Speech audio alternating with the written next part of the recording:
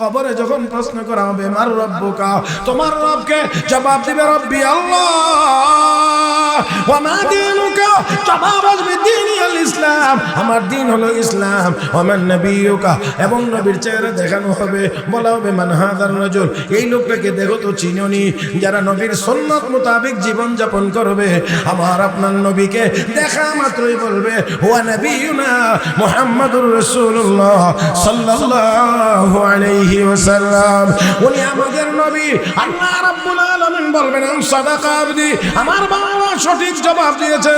ফেরেশতারা রে আফরিশুহু মিনাল জান্নাহ, কবরে জান্নাতের বিছানা বিছায়া দাও। আলবিসুহু মিনাল জান্নাহ, জান্নাতের পোশাক পরিধান করায়া দাও।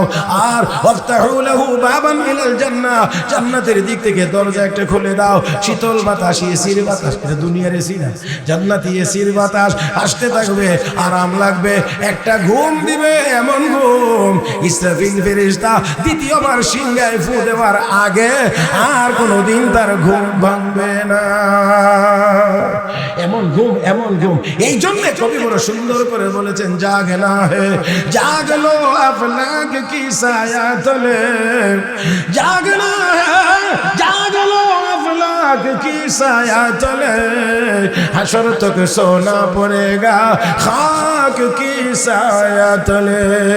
ও মুসলমান, দুনিয়াতে শুধু ঘুমানোর জন্য আসি নাই। কবি কয় জাগো, কিছু জাগো, কিছু জাগো। শেষ রাত্রিতে উঠো, আল্লাহর দরবারে 2-4 রাকাত নামাজ পড়ো, চোখের পানি ছেড়ে একটু কান্নাকাটি করো, তাহলে কবর জগতে গিয়ে আরামে ঘুমাইতে পারবা কিয়ামত পর্যন্ত। পক্ষান্তরে যাদের ঈমান আর আমল ভালো হবে না, নামাজ যাদের ঠিক মতো হবে না, রবের ট্রেনিং আর প্রশিক্ষণ যাদের হবে না, তোমার ফেরেশতারা জিজ্ঞেস করবে মার রব্বুকা, হা হা লা আদরি, হায় আমি কিছুই জানি না। ওমান ওমা দীনুকা, লা আদরি, আমি জানি না। মান হাযার রাজুল, না আমি তাকে চিনি না। আল্লাহ রাব্বুল আলামিনের পক্ষ থেকে ঘোষণা হবে, এবার তার কবরে জাহান্নামের বিছানা বিছায়া দাও, জাহান্নামের পোশাক পরিধান করায়া দাও, জাহান্নামের দরজা খুলে দাও। এবার গরম আসতে থাকবে, ছটফট শুরু হয়ে যাবে। আমার বন্ধুরা, ছটফট শুরু হয়ে যাবে, অশান্তি আর অশান্তি, যন্ত্রণা আর যন্ত্রণা। আল্লাহ নবী বলেন অন্তত 99টি সাপ কবরে আসবে, এমন বিষাক্ত। রাহমাতুল লিল আলামিন বলেন উম্মতেরা রে, ওই সাপগুলো যদি একটা নিঃশ্বাস এই পৃথিবীতে ছেড়ে দেয়, এই বাতাস, এই ওয়েদার সম্পূর্ণটা বিষাক্ত হয়ে যাবে, কোনো প্রাণী এখানে বাঁচতে পারবে না। এমন বিষাক্ততা যদি তার থাকে, এমন বিষ যদি শুধু শ্বাসের মধ্যে থাকে, তাহলে এই সাপগুলো যখন দংশন করবে, কামড় দেবে, চুবল দেবে, বিষ কেমন হবে? আমার বন্ধুরা, আল্লাহ নবী বলেন এই সাপগুলো তাকে কামড়াইতে থাকবে। শুধুমাত্র তা না, অতঃপর ফেরেশতা একজন পাঠানো হবে, একজন ফেরেশতা পাঠানো হবে, যেই ফেরেশতা কানে শুনবে না, যেই ফেরেশতা চোখেও দেখবে না, হাতের মধ্যে থাকবে লোহার একটি ডান্ডা। আল্লাহ নবী বলেন এত বড়, এত বড় ফেরেশতাও হবে এত বড়, ডান্ডাটাও হবে এত বড়। একটা আঘাত যদি উহুদ পাহাড়ের উপরে করা হয়, উহুদ পাহাড়টা ছোট না বড়? যারা হাজী সাহেব আছেন তারা গিয়ে দেখেছেন উহুদ পাহাড়টা কত বড়। এই বিশাল পাহাড়টার উপরে যদি একবার ওই ডান্ডা দিয়ে আঘাত করা হয়, রহমতের নবী বলেন রে আমার উম্মত, পাহাড়ের চিহ্ন জমিনের উপরে থাকবে না। এত বড় ফেরেশতা, এত বড় লোহার গর্জ, লোহার ডান্ডা, যেটা দিয়ে উহুদ পাহাড়ে একবার আঘাত করলে উহুদ পাহাড়ের চিহ্ন থাকবে না। ওই ফেরেশতা, এই বড় ফেরেশতা, এই এত বড় ডান্ডাটি দিয়ে ওই লোকটাকে তখন আঘাত করতে থাকবে। আল্লাহু আকবার। জান্নাতে যাইতে চাই, জাহান্নামে কেউ যাইতে চাই না। কিন্তু আমাদের আমলে কি বলে?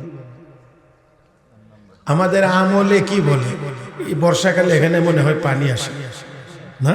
এই যে এখানে যেখানে ধান ক্ষেত লাগাই রাখছে, এখানে পানি হয় না? নৌকা চলে না? আচ্ছা, কোন মানুষ নৌকায় উঠছে, কোন মানুষ নৌকায় উঠে গেছে, নৌকা চলতেছে।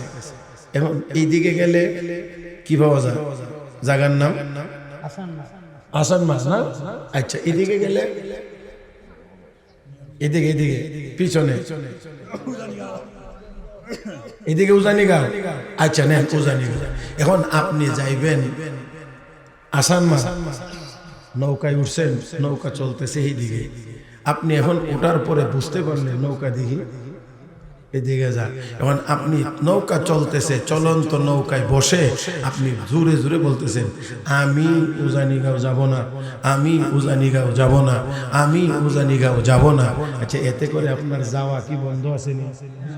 নৌকার ইঞ্জিন চালু, মাঝি বইটা ধরে রাখছে, নৌকা চলতেছে, আর আপনি ভিতরে বসে বসে তসবিহ জপতেছেন, আমি উজানিগাঁও যাব না, যাব না, যাব না। যাওয়া বন্ধ হবে না, বন্ধ নাই, যাওয়া ঠিক আছে। আমরাও গুনার নৌকার মধ্যে সওয়ার হয়ে যতই বলি আমি জাহান্নামে যাব না, আমাদের জাহান্নামে যাওয়া বন্ধ হবে না। আমার ভাইয়েরা, আপনি যদি জাহান্নামে যাইতে না চান, আপনি যেমন করে উজানিগাঁও যদি যাইতে না চান, তাহলে আপনার কাজ হবে ওই নৌকাওয়ালাকে বলে যে কোনোভাবে আপনি নৌকা থেকে নামা। আগে নামতে হবে, পরে আবার যেই নৌকা ওই দিকে যাবে সেই নৌকায় উঠতে হবে। আমার বন্ধুরা, আমরাও যদি জাহান্নামে যাইতে চাই না, তাহলে অবশ্যই আমাদেরকে আগে গুনার কাজ ছাড়তে হবে। আর একটু ভালো আওয়াজে বলেন, আগে গুনার কাজ ছাড়তে হবে। যতই বলি জাহান্নামে যাব না, জাহান্নামে যাব না, গুনার কাজ করতে আসি, জাহান্নামে যাব না বলতে আসি, এই বলার দ্বারা জাহান্নামে যাওয়া ফিরবে না। আমার বন্ধুরা, আসুন নিয়ত করি, আজকে আমরা নিয়ত করি আর কোনো গুনার কাজ আমরা করব না। প্যারে হাজিরিন, এখন বললেই তো হবে না গুনার কাজ করব না। গুনার কাজ তো বড় মজা, গুনার কাজ বড় মজা, করলে বড় মজা পাওয়া যায়, নগদ মজা পাওয়া যায়। এই জন্য গুনার কাজ এত সহজে ছেড়ে দেওয়া যায় না, এত সহজে ছেড়ে দেওয়া যাবেও না। এজন্য আল্লাহ রাব্বুল আলামিন বলেন, ইয়া আইয়ুহাল্লাযীনা আমানু, হে ঈমানদারেরা, ইত্তাকুল্লাহ, তোমরা ভয় করো আল্লাহকে। কাকে? আমরা এখানে এই প্যান্ডেলের নিচে আছি, আল্লাহ দেখেননি না? দেখেন না? মনে করেন এখানে কেউ নাই, শুধু আপনি একজন আছেন, তাহলেও আল্লাহ দেখেননি না? দেখেন না? পাহাড়ের গুহায় গিয়ে যদি আশ্রয় নেন, সমুদ্রের তলদেশে সাবমেরিনে যদি ডুব দেন, সেখানেও আল্লাহ দেখেন নাকি? দেখেন না? সাধারণত মানুষ অন্যায় অপরাধ সহজে প্রকাশ্যে কেউ করে না। সাধারণত চুরি যারা করে তারা গোপনে করে।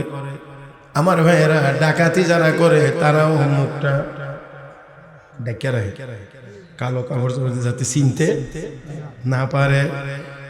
অনেক অন্যায় অপরাধ আছে মানুষ গিয়ে নির্জনে করে, যেখানে কেউ দেখে না। বলেন, যেখানে কেউ দেখে না সেখানেও কে দেখেন? সেখানেও তো আল্লাহ দেখেন। তাহলে আল্লাহর চোখের সামনে গুনার কাজ করা যায়? আল্লাহকে ভয় করো। এজন্য খেয়াল করবেন, হযরত ইউসুফ আলাইহিস সালাম এবং জুলাইখার কথা কোরআনে আল্লাহ বর্ণনা করেছেন। আপনারাও মাহফিলে গিয়ে শুনেছেন, ইউসুফ আলাইহিস সালামকে জুলাইখা নিতে নিতে নিতে নিতে এক রুম পার হয়, একটা করে গেট আটকায়, আর একটা রুম পার হয়, আর একটা গেট আটকায়, এইভাবে করে 7টা গেট আটকায় নির্জন জায়গাতে নিয়ে গেছেন। নিয়ে সেই জায়গায় গুনাহের প্রস্তাব করেছে আল্লাহর পয়গম্বর ইউসুফ আলাইহিস সালাম। সেখানে প্রথমেই বলেছেন, মাআযাল্লাহ, আমি আমার আল্লাহর আশ্রয় চাই, আল্লাহর সাহায্য চাই। তার মানে আমি গুনার কাছ থেকে বাঁচতে। এখানে একটি কথা আছে, জুলাইখা তার ঘরের ভিতরে একটা মূর্তি ছিল। ওই মুহূর্তে এই মূর্তিটার উপরে কাপড় দিছে, কাপড় দিয়ে ঢাকছে। ইউসুফ আলাইহিস সালাম জিজ্ঞেস করলেন, জুলাইখা, এই মূর্তিটার উপরে কাপড় দিলা কেন? এটা আমার মাবুদ, আমার মাবুদের চোখের সামনে আমি অন্যায় কাজ করতে পারবো না। বলেন দেখি, জুলাইখা যেইটাকে মাবুদ বলছে আর তার চোখের সামনে অন্যায় কাজ করতে পারবে না, এই মাবুদ, এই মূর্তি কি আসলে কিছু দেখেনি? কথা কয় না রে? আসলে কি মূর্তি কোনো কিছু দেখে না? আসলে কিছুই দেখে না। এটা একান্তই তাদের ধারণা, তাদের এটা নিজেদের কল্পনা। এই জন্যে আরবের মানুষ তৎকালীন সময়ে নৌকা পথে গেলে 2টা মূর্তি আলাদা করে নৌকার মধ্যে নিয়ে উঠায় রাখতো। এটা পানির রাস্তা, এই 2 খোদা বিপদ থেকে বাঁচে। আচ্ছা, আপনাদের জানার মতে তারা পূজা করার পরে মূর্তি নিয়ে ভালা করে তো খোদা দিয়ে নিজেই পানি ডুবার থেকে বাঁচতে পারে না, তো এরা কেমনে বাঁচাইতো? কথা বুঝেন নাই মনে হয়। হ্যাঁ, এরা তো পূজার পরে নিয়ে তাদের খোদারে পানি তো ডুবাইয়া দেয়, তো পানিতে ডুবাইয়া বিসর্জন দেয়। তো যে খোদা নিজেরই নিজে ডুবার থেকে বাঁচতে পারে না, বাঁচাইতে পারে না, সে আবার পূজারীরা বাঁচাইতে পারছে। এই জন্য আল্লাহ রাব্বুল আলামিন বলেন, ইয়া আইয়ুহান নাস দুরিবা মাসালুন ফাসতামিউ লাহু ইন্নাল্লাযীনা তাদউনা মিন দুনিল্লাহি লান ইয়াখলুকু যুবাবান ওয়ালাউ ইজতামাউ লাহু ওয়া ইন ইয়াসলুবহুমুয যুবাবু শাইআন লা ইয়াস্তানকিযুহু মিন ضعفাত তালিব ওয়াল মাতলুব। আল্লাহ রাব্বুল আলামিন বলেন, দুনিয়ার মানুষ মনোযোগ সহকারে শোনো, আমাকে বাদ দিয়ে সবগুলো মূর্তির যার পূজা করা হয় সবগুলোকে একত্রিত করে যদি বলা হয় একটা মাসি তৈরি করো, সবাই মিলেও একটা মাসি বানানোর ক্ষমতা রাখে, একটা মাসি বানানোর ক্ষমতাও রাখে না। শুধু তা না, আল্লাহ রাব্বুল আলামিন আরো বলেন, ওয়া ইয়াসলুবহুমুয যুবাবু শাইআ,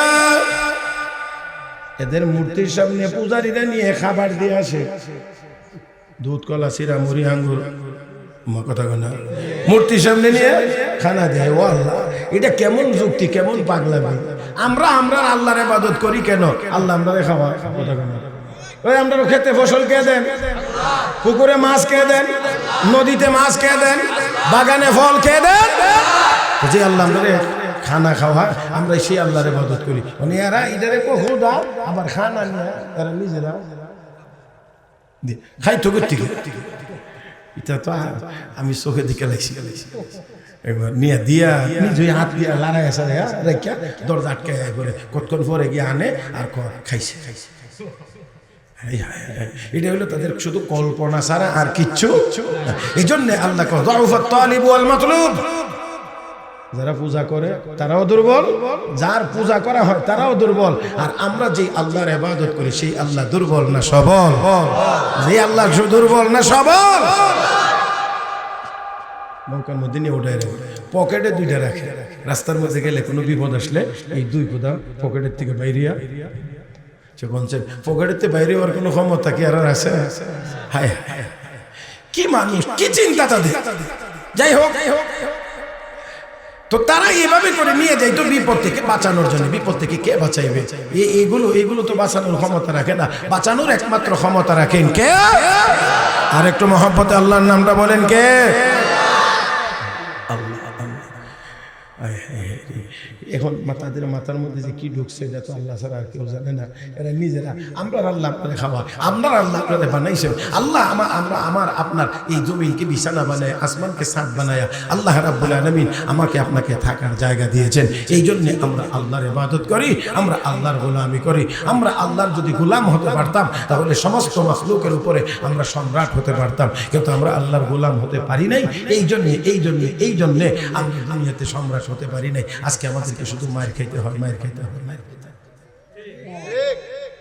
জুলাইখা কাপড় দিয়া ডাকছে, যেটা দেখে ওই না, আদতেই দেখে না, এটার কাপড় দিয়া ডাকছে। ইউসুফ আলাইহিস সালাম জিজ্ঞেস করেন, জুলাইখা এটার উপরে চাদর দিলা কেন, কাপড় দিলা কেন? কয় এটা আমার মাবুদ, এই মাবুদের চোখের সামনে আমি গুনার কাজ করতে পারি না, অন্যায় কাজ করতে পারি না। ইউসুফ আলাইহিস সালাম ডাক দিয়ে জুলাইখা, তোমার ধারণা তোমার এইটা খোদা, তোমার ধারণা এটা তোমার খোদা, এটা তোমার অন্যায় কাজ দেখে ফেলবে, এই জন্যে কাপড় দিয়ে ঢাকছ। আর কাপড় দিয়ে ঢাকলে তোমার খোদা আর দেখে না। তবে আমি ওই আল্লাহর ইবাদত করি যে আল্লাহ কাপড় দিয়ে ঢাকলেও দেখেন, ঘরের রুমের ভিতরে লুকাইলেও আল্লাহ দেখেন। তুমি যদি তোমার মাবুদের সামনে অন্যায় কাজ করতে পারো না, আমার আল্লাহ আমাকে সব জায়গায় দেখেন, আমিও আমার আল্লাহর সামনে গুনার কাজ করতে পারবো না। বলেন আওয়াজ করে, পৃথিবীতে এমন কোন জায়গা আছে কি যেখানে আল্লাহ দেখেন না? মুসা আলাইহিস সালাম বলেন, আল্লাহ আমাকে কুদরতের নিদর্শন দেখায় দাও। আল্লাহ কসম নিয়ে গাও পাথর আছে বলে আছে, লাঠি দিয়ে আঘাত করো, আঘাত করলেন 2 টুকরা হয়ে গেছে, আর একটা পাথর বেরিয়ে এসেছে। আল্লাহ আবার আঘাত করো, আঘাত করছে 2 টুকরা হয়েছে, 3 নাম্বার আরেকটা পাথর বেরিয়ে এসেছে। আল্লাহ বলেন আবার আঘাত করো, পয়গম্বর মুসা আলাইহিস সালাম আঘাত করলেন, 3 নম্বর পাথরটা 2 টুকরা হয়ে একটা জিন্দা পোকা কিরা নড়াচড়া করতে আরম্ভ করেছে। কয় নাম্বার পাথরের ভিতরে? 3 নাম্বার। আল্লাহ ডাক দিয়ে পয়গম্বর মুসা, এই যে পোকাটা, যে এই প্রাণীটা এই পাথরের ভিতর থেকে বেরিয়ে এসেছে, এই প্রাণীটা তো তোমার মতো না, তোমার মতো এত উচ্চ কণ্ঠ নাই, ভয়েস এত বড় না, কথাগুলো বললেও তোমার মতো এত আওয়াজ হবে না। পয়গম্বর তোমার কান জানিয়ে ওই পোকাটার কাছে নিয়ে ধরো। আল্লাহর পয়গম্বর মুসা আলাইহিস সালাম কানটা ওই পোকার মুখের কাছে যখন নিয়ে গেছে, তখন তিনি শুনতে পান ওই পোকাটা বলতে আছে, সুবহানা মান ইয়ারানি ওয়া ইয়ারিফু মাকানি ওয়া ইয়ারযুকুনি ওয়া লা ইয়ানসানি। আল্লাহর পয়গম্বর, আমি ওই আল্লাহর পবিত্রতা বর্ণনা করছি, যেই আল্লাহ এই 3 পাথরের ভিতরেও আমাকে দেখেন। কয় পাথরের ভিতরে? তা আমি আর আপনি গেলে কয় পাথরের ভিতরে যেতে পারবো? কোন পাথরের ভিতরে কি যাওয়া আমাদের পক্ষে সম্ভব? তাহলে বলেন, ওই পোকাটা বলতেছে সুবহানা মান ইয়ারানি, ওই আল্লাহ পবিত্র, যে আল্লাহ আমাকে 3 পাথরের ভিতরেও দেখেন, ওয়া ইয়ারিফু মাকানি, আমার বাড়িটাও আল্লাহ চিনেন, ওয়া ইয়ারযুকুনি, সময় মতো আমার আল্লাহ আমাকে রিজিক দান করেন। আল্লাহু আকবার।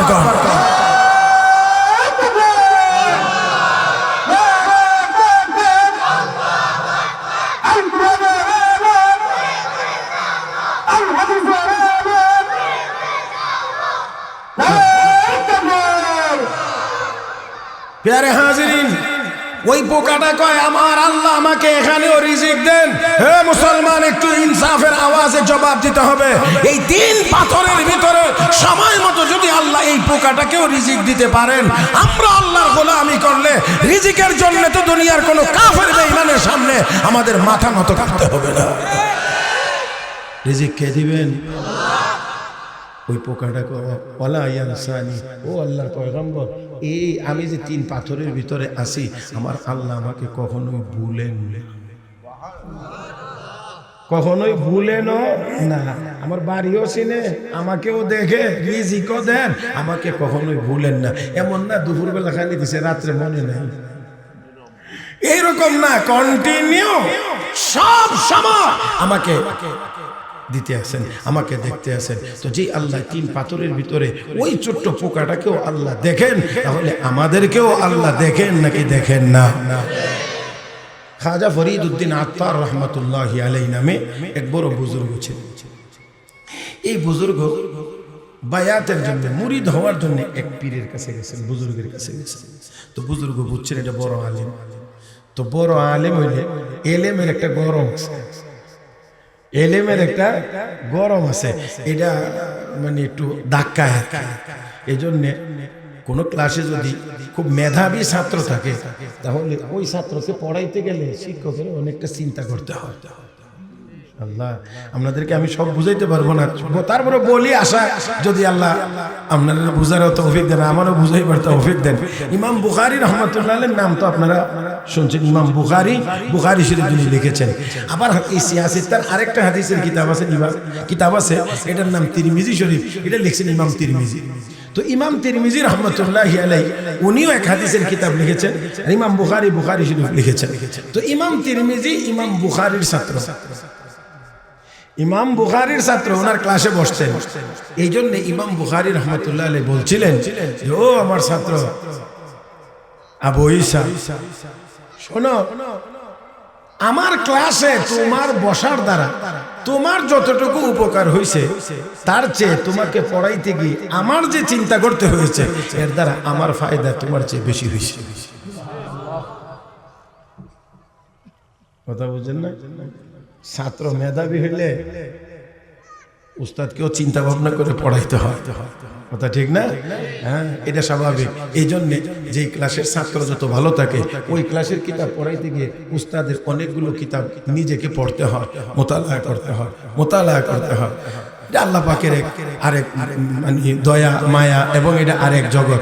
ওইখানে গেলে এটা আবার আরেক জগৎ। ওইখানে প্রবেশ করলে ওইটার মধ্যে যেই মজা, এটা আবার দুনিয়ার কাউকে এই মজাও বোঝানো যায় না।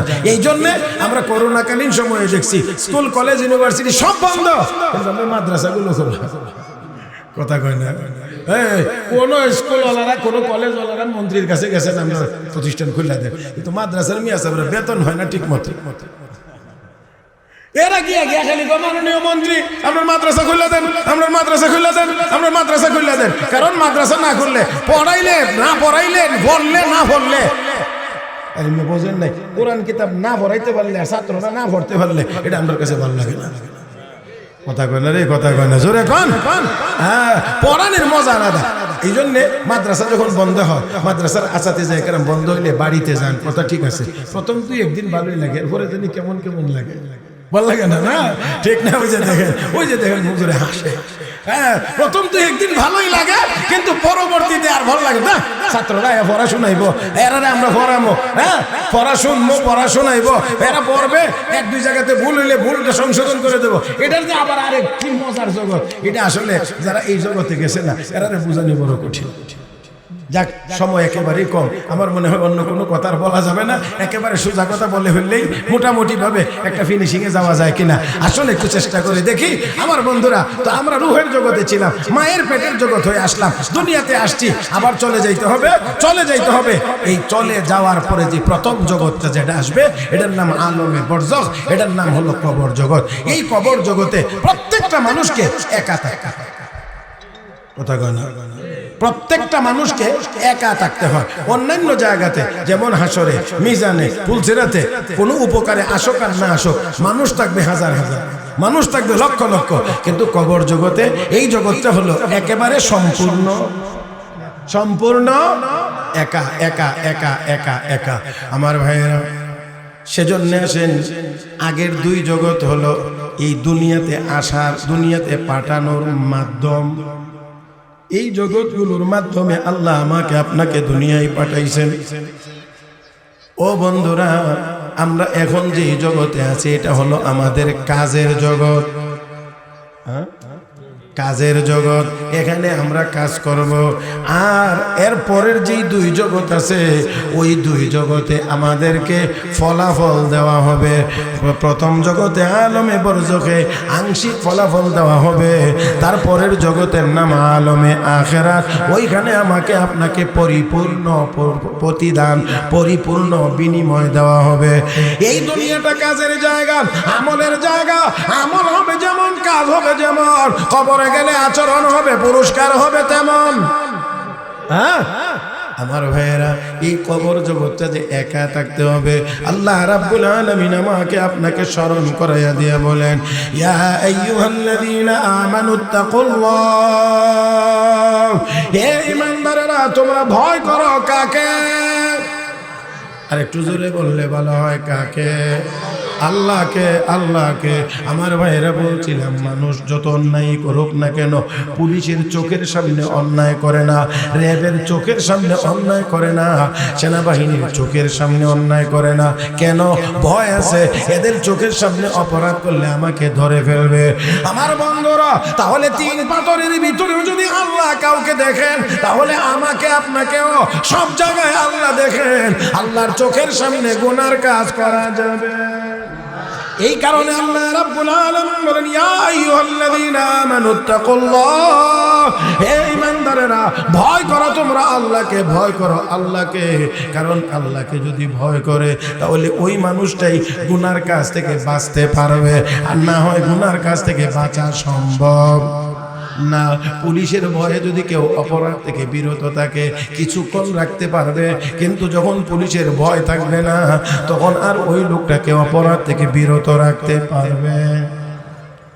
আমার ভাইয়ের জন্য আল্লাহ রাব্বুল আলামিন বলেন, ইত্তাকুল্লাহ, তোমরা ভয় করো আল্লাহকে। আর ওয়াল তানজুর নাফসুম মা কদ্দামাত লিগাদ, আগামীকাল তোমাকে যে কবরে যাইতে হবে, যাওয়া লাগবে না লাগবে না? লাগবে, অবশ্যই লাগবে। দুনিয়াতে আসার সিরিয়াল আছে, যাওয়ার কোনো সিরিয়াল।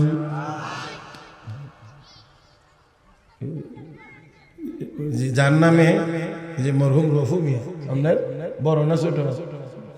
আপনার ছোট, যে এনে বসা আছেন লন্ডন হিসাব লিয়াকত ভাই, ওনার ছোট ভাই জমির ভাই, যার সাথে ওনার এই এলাকার অনেক সম্পর্ক ছিল বিভিন্নভাবে। ওনার ছোট ভাই নাই, বড় ভাই আছে। উনি আছেন, ওনার ছোট ভাই নাই। অনেক বাবা আছেন ছেলে, অনেক দাদা আছেন নাতি।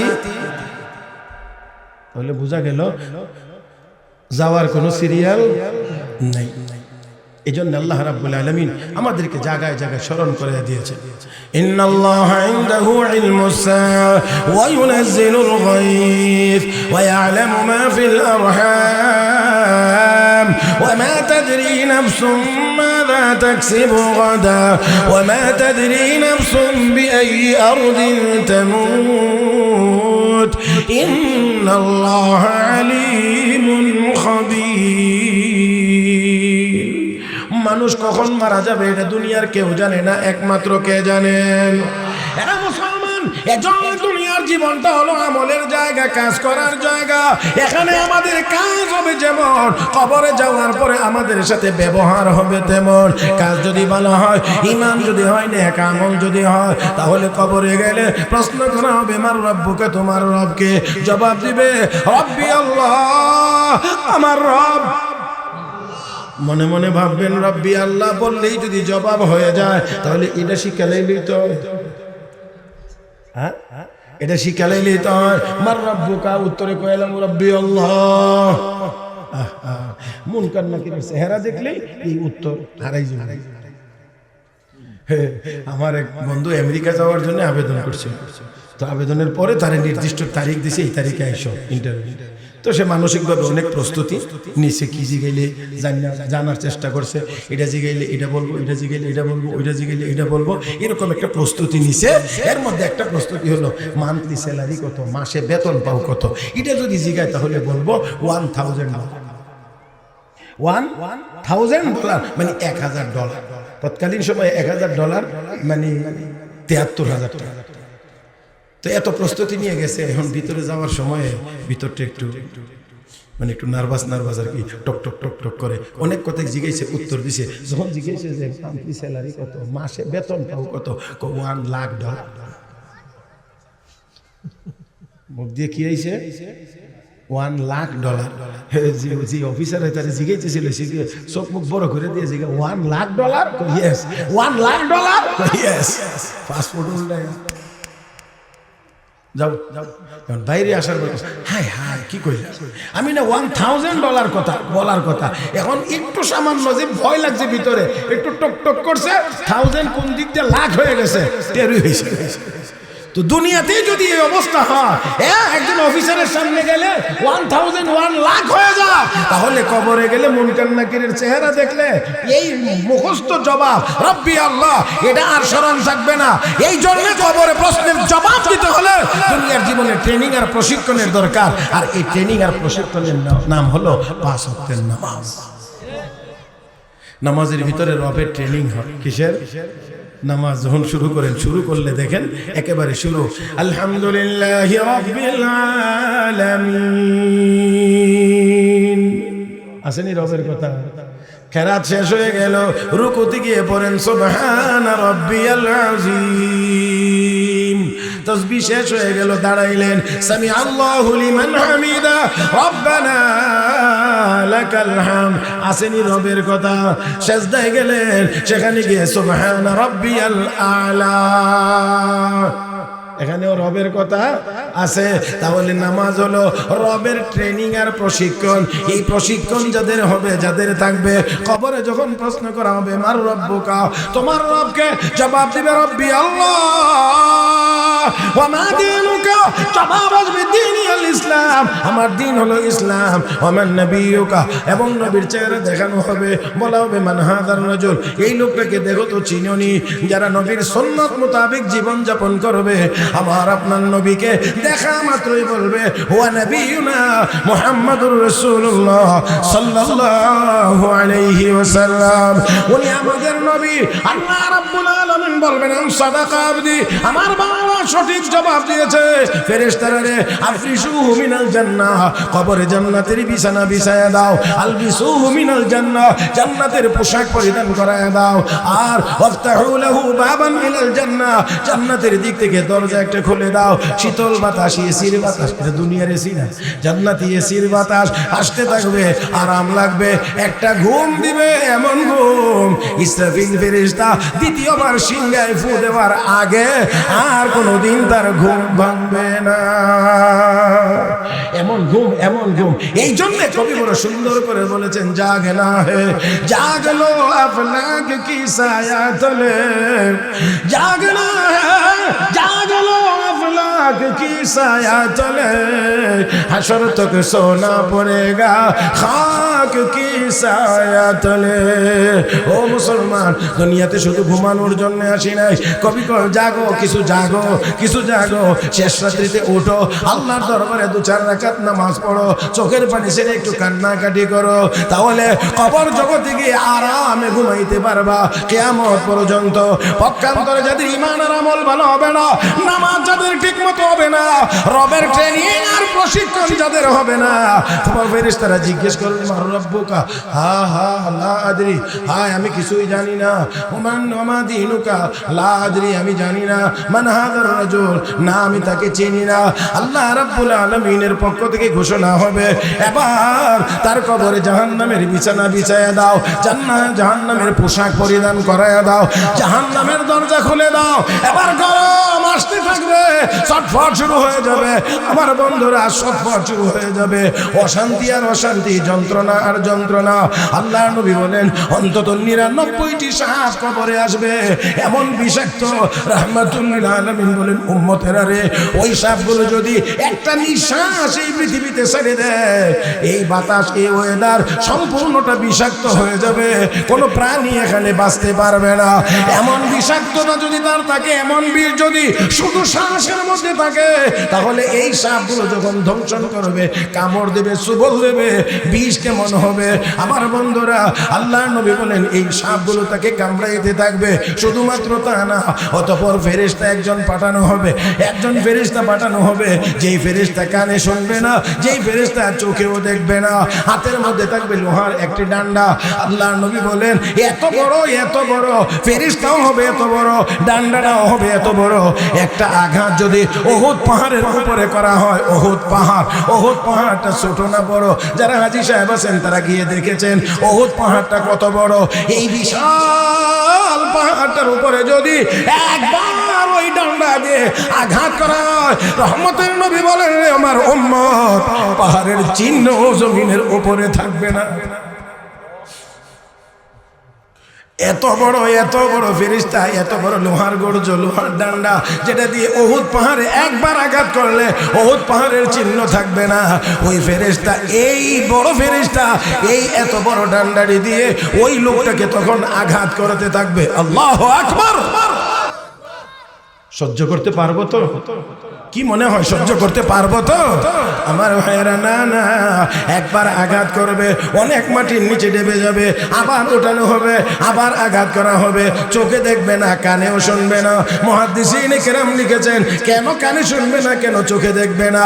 কোনো কান্নার আওয়াজ যদি কারো কানে আসে, তার কান্নার আওয়াজ শোনার কারণে ভিতরে ভিতরে একটু মায়া লাগে। কান্নার আওয়াজ, কানতেছে লোকটা, কেন কান্দে? এই কান্নার আওয়াজে হৃদয়ে কিছুটা মায়া লাগে। যদি কান্নার দৃশ্য গিয়ে কেউ দেখে, তাহলে অনেক সময় দেখা যায় যিনি দেখেন তার চোখ দিয়েও পানি বের হয়ে যায়। ও বন্ধুরা, এমন করে যদি মায়া জাগে, মায়া লাগে, তাহলে তো তাকে আযাব দিতে পারবে না, মারতে পারবে না। এই জন্য আল্লাহ রাব্বুল আলামিন ওই ফেরেশতার কানের শ্রীমানি শুনবার শক্তি রাখবে না, চোখ দিয়ে দেখার শক্তিও রাখবে না, যাতে করে তার কান্নার আর চিৎকারের আওয়াজ ওই ফেরেশতার কানেও প্রবেশ করতে না পারে, চোখ দিয়েও যেন দেখতে না পারে। এইভাবে করে আযাব আযাব চলতে থাকবে। একদিন দুই দিন না, কিয়ামত অনুষ্ঠিত হওয়া পর্যন্ত আযাব চলতেই থাকবে। তারা মনে করবে হায় হায় যদি বিচার হয়ে যাইতো, ফয়সালা যে কোনো একটা হয়ে যাইতো ভালো হইতো, তারপরেও এই কবরের আযাব আর সহ্য করা যায় না। আমার বন্ধুরা, না না, এখানে আংশিক সাজা দেওয়া হচ্ছে, চূড়ান্ত ফয়সালার পরে সাজার পরিমাণ কমবে না আরো বাড়বে, আরো বাড়বে, আরো বাড়বে। এবার আওয়াজ করে সবাইকে বলতে হবে, এমন আযাবের জাহান্নামে, এমন কঠিন আযাবের জায়গা জাহান্নামে আমরা কেউ যাইতে চাই না, কেউই যাইতে চাই না। বন্ধুরা, তাহলে অবশ্যই আসতে হবে আমাদের সঠিক জায়গায়। নবী বলেছেন, আল কবরু রাউযাতুম মিন রিয়াজিল জান্নাহ আও হুফরাতুম মিন হুফারিন নার। কবর হবে জাহান্নামের একটি গর্ত অথবা জান্নাতের বাগান। যারা নেক আমল নিয়ে যাবে, ঈমান নেক আমল নিয়ে যাবে, প্রশ্নের উত্তর দেবে, জবাব আসবে, জবাব আসবে, আমার বান্দা সঠিক জবাব দিয়েছে, আরামের ব্যবস্থা করো। আর যদি জবাব দিতে না পারে, ঘোষণা হবে তার জন্য আযাবের ব্যবস্থা। এদিকে হলে আরামের ব্যবস্থা, এদিকে হলে আযাবের ব্যবস্থা। আমার ভাইরা, শুরু হবে, এই আযাব শেষ হবে না, এই আযাব শেষ হবে না। হযরত ওসমান এই জন্য কবরের পাশে গেলে চোখের পানি ছেড়ে কাঁদতেন, দাড়ি ভিজে পানি পড়তো। লোকেরা জিজ্ঞাসা, ওসমান আপনি না জান্নাতের সার্টিফিকেট পাইছেন? হযরত ওসমান তখন বলতেন, জান্নাতের চূড়ান্ত ফয়সালা হাশরের ময়দানে হবে। যতই সার্টিফিকেট পেয়ে থাকি, কিন্তু কবর জগৎ নিয়ে আমার বড় ভয় লাগে। এই কবরে আমাকে একা থাকতে হবে, আমার বড় ভয় লাগে। এজন্য আল্লাহর কাছে কান্দি, আল্লাহ যেন আমাকে কবরের আযাব থেকে হেফাজত করেন। হযরত ওসমান জান্নাতের সার্টিফিকেট পাওয়ার পরেও কবর নিয়ে ওনার ভয় লাগে, কবরের পাশে গিয়ে গিয়ে কাঁদতেন, আল্লাহ যেন কবরের আযাব থেকে হেফাজত করেন।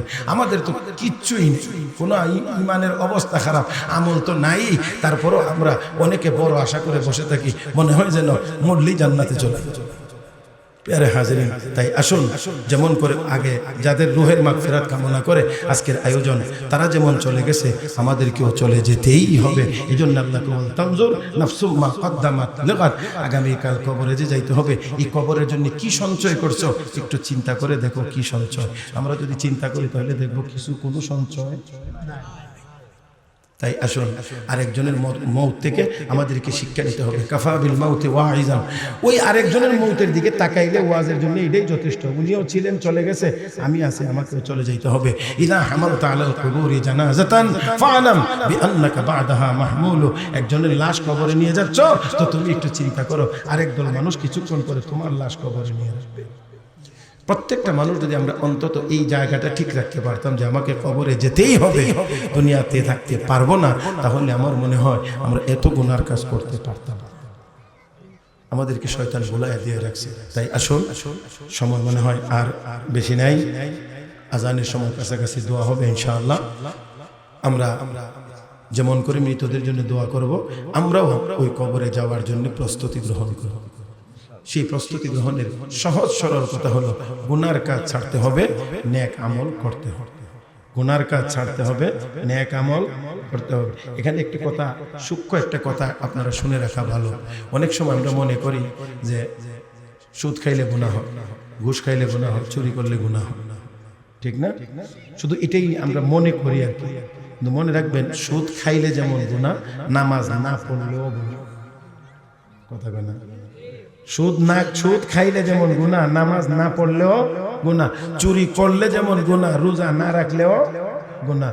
তাহলে এই দিক থেকে যেমন সুদ ছাড়তে হবে, ঘুষ ছাড়তে হবে, চুরি বাদ দিতে হবে, এই দিক দিয়ে নামাজ পড়তে হবে, রোজা রাখতে হবে, ধনী হলে হজ করতে হবে, যাকাত দিতে হবে, পর্দা করতে হবে।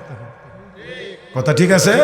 করণীয় গুলো যদি কেউ ছাইরা দেয় এটাও গুনাহ, বর্জনীয় গুলো যদি কেউ করে এটাও গুনাহ। তাহলে আমাদের এই করণীয় গুলো করতে হবে, বর্জনীয় গুলো ছাড়তে হবে, তাহলে নেক আমল হবে। সহজ জিনিস, করবার যেটি এটি করলে সওয়াব, যেটি না করবার কথা কইছে এটি না করলে সওয়াব, যেটি করবার কথা কইছে এটি ছাড়লে গুনাহ, যেটি ছাড়তে করছে এটি ধরলে গুনাহ। তাহলে সব রকমের গুনাহ থেকেই বাঁচতে হবে, আবার সব রকমের নেক আমল করতে হবে। নামাজ পড়লে যেমন নেক সওয়াব, সুদ না খাইলে সওয়াব। সত্য কথা বললে সওয়াব, মিথ্যা কথা না বললেও সওয়াব। কথা ঠিক না? তাহলে এইভাবে করে নেক আমল করতে হবে, গুনার কাজ ছাড়তে হবে। আল্লাহ আমাদের সবাইকে তৌফিক দান করুন। আমিন ইয়া রাব্বাল আলামিন। সুবহানাল্লাহি ওয়া বিহামদিহি, সুবহানাকাল্লাহুম্মা বিহামদিকা আশহাদু আন লা ইলাহা ইল্লা আনতা আস্তাগফিরুকা ওয়া আতুবু ইলাইক ওয়া আখিরু দাওয়ানা আনিল হামদুলিল্লাহি রাব্বিল আলামিন। মুখতাসার দোয়া আলহামদুলিল্লাহ। ربنا ظلمنا أنفسنا وإن لم تغفر لنا وترحمنا لنكونن من الخاسرين. اللهم اغفر لحينا وميتنا وشاهدنا وغائبنا وصغيرنا وكبيرنا وذكرنا وأنثانا. اللهم من أحييته منا فأحيه على الإسلام، ومن توفيته منا فتوفه على الإيمان. رب اجعلني مقيم الصلاة ومن ذريتي ربنا وتقبل دعاء. ربنا اغفر لي ولوالدي وللمؤمنين يوم يقوم الحساب. رب ارحمهما كما ربياني صغيرا. رب ارحمهما كما ربياني صغيرا. رب العالمين আয় আল্লাহ আমাদের জিন্দেগির সব গুনাহ খাতাগুলো মাফ করে দাও। আয় আল্লাহ আমাদের আব্বা আম্মার গুনাহ মাফ করে দাও, আমাদের স্ত্রী সন্তানদের গুনাহ মাফ করে দাও, আমাদের ভাই বোনদের সহ পাড়া প্রতিবেশী সহ तमाम পৃথিবীর সকল মুসলমান নরনারীকে মাফ করে দাও। আয় আল্লাহ সবাইকে পরিপূর্ণ হেদায়েত নসিব করে দাও। तमाम পৃথিবীর মাটির নিচে শহীদ সকল মুমিন মুমিনাতের কবরের আযাব মাফ করে দাও। আয় আল্লাহ খাস করে আমরা যারা হাত উঠাইলাম, আমাদের মধ্য থেকে যাদের আব্বা নাই, আম্মা নাই, দাদা নাই, দাদি নাই, নানা নাই, নানি নাই, ভাই নাই, বোন নাই, যত আত্মীয় স্বজন কবরবাসী হয়েছেন, আয় আল্লাহ দয়া করে সকলের কবরগুলোকে জান্নাতের বাগান বানায়া দাও। আয় আল্লাহ মরহুম রহুমিয়া সব এলাকার যত মুর্দেগান কবরবাসী হয়েছেন, আল্লাহ সকলের কবরগুলোকে জান্নাতের বাগান বানায়া দাও। রব্বুল আলামিন যারা জীবিত আমরা আছি, আমাদের সবাইকে দীর্ঘ নেক হায়াত নসিব করে দাও। রব্বুল আলামিন আমার ডানে বামে যারা বসে আছেন আলেম উলামা সহ, আল্লাহ সবাইকে দীর্ঘ নেক হায়াত নসিব করে দাও। সামনে যারা বসে আছেন তাদেরকেও দীর্ঘ নেক হায়াত নসিব করে দাও। মা বোনরা যারা পর্দার আড়াল থেকে দোয়ায় শরীক হয়েছেন, সবাইকে পর্দা নিশিন বানিয়ে দাও, সকলের মনের নেক মাকসুদগুলি পুরা করে দাও। রব্বুল আলামিন আয় আল্লাহ আমার ভাই জনাব আল্লাহ কোতালি লন্ডনী সাহেবকে দীর্ঘ নেক হায়াত নসিব করে দাও। দ্বীনের বেশি বেশি খিদমত আঞ্জাম দেওয়ার তৌফিক দাও। আয় আল্লাহ ওনার আব্বা আম্মা সহ, আয় আল্লাহ ওনার ছোট ভাই জমির ভাই সহ যারা কবরবাসী হয়েছে, সকলের কবরগুলোকে জান্নাতের বাগান বানায়া দাও। রব্বুল আলামিন আয় আল্লাহ আমাদেরকে কবর নেওয়ার আগে আগে পরিপূর্ণ ঈমানদার বানায়া দাও। আয় আল্লাহ আমাদেরকে জাহান্নামী বানাইয়া কবরে নিও না, সাপ বিচ্ছুর কামড়ের উপযুক্ত করে কবরে নিও না। আয় আল্লাহ জান্নাতি পোশাক আর জান্নাতি বিছানার উপযুক্ত বানাইয়া আমাদেরকে কবরে ডাক দিও। আয় আল্লাহ এই মুহূর্তে আমাদের পক্ষ থেকে অসংখ্য গণিত দরুদ ও সালামের হাদিয়া তোমার পিয়ারা হাবিবের রওজা মুবারকে পৌঁছে দাও। তোমার হাবিবের উসিলা আমাদের সকলের দোয়াকে কবুল মঞ্জুর করে নাও। রব্বানা তাকাব্বাল মিন্না ইন্নাকা আনতাস সামিউল আলিম ওয়া তুব আলাইনা ইন্নাকা আনতাত তাওয়াবুর রহিম। وصلى الله تعالى على خير خلقه محمد وعلى آله وأصحابه أجمعين. آمين آمين برحمتك يا أرحم الراحمين.